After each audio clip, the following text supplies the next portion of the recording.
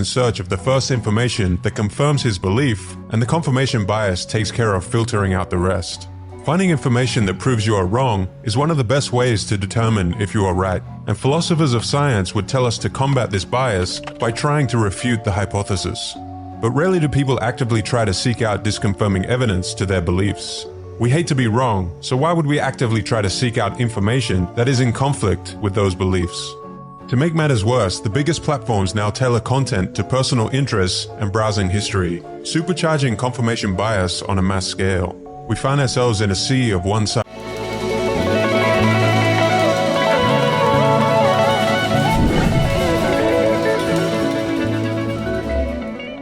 Three thinking traps that make your life harder, Part 2. We all make mistakes, and it's a good thing, because without them, we can't learn from our errors. In fact, most of the time these biases are so small that they don't affect us in any significant way. However, some cases are more severe and we can lose big amounts of money or health depending on how we handle them.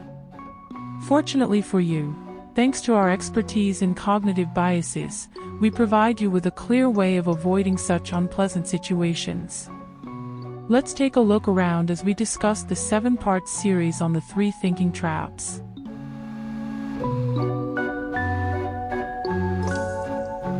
Gambler's fallacy. 3 times a coin is flipped and lands on heads each time. Let's say that someone forces you to wager thousands of dollars of your own money on the next toss. Would you bet on heads or tails? If you think like most people, you will almost always choose tails, although heads is equally likely. But why? We believe in some kind of balancing force in the universe. If we ask people to choose which sequence is more probable, most would pick the top sequence, but both sequences are equally probable. We generally underestimate the likelihood of streaks occurring by chance.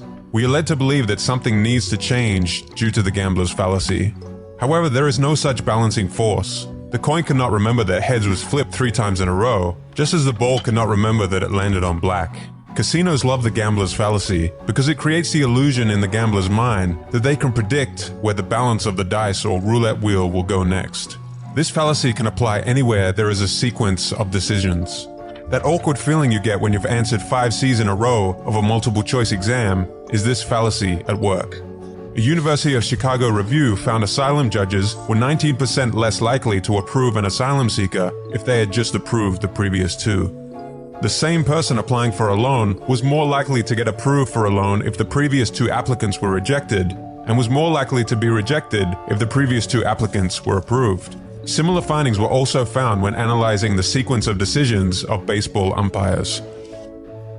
Take a closer look at the independent and interdependent events around you.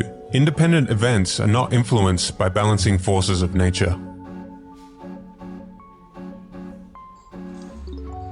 The contrast effect.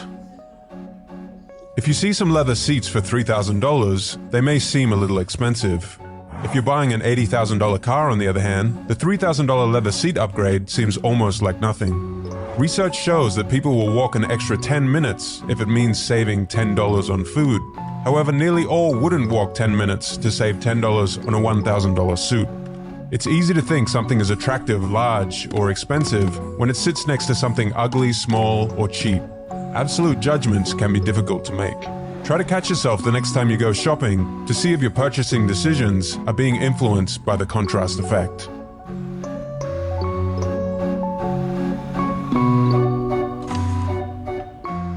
Confirmation bias.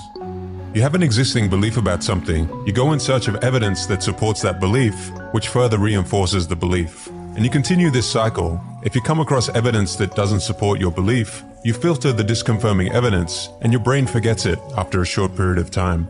We never like to learn we've believed in a falsehood or made a bad decision, which is why we tend to filter what information we pay attention to. This is confirmation bias, the tendency to interpret new information so that it becomes compatible with our existing theories and beliefs. This bias is subtle, unconscious, and always present in the mind when rational thinking is needed. As opposed to the scientific method, where you form a hypothesis or ask a question, gather evidence, and then test the hypothesis, this is hard work and may entail some unpleasant truths. This is John. John begins with a simple theory or belief. He turns to Google. He subconsciously goes in search of the first information that confirms his belief, and the confirmation bias takes care of filtering out the rest.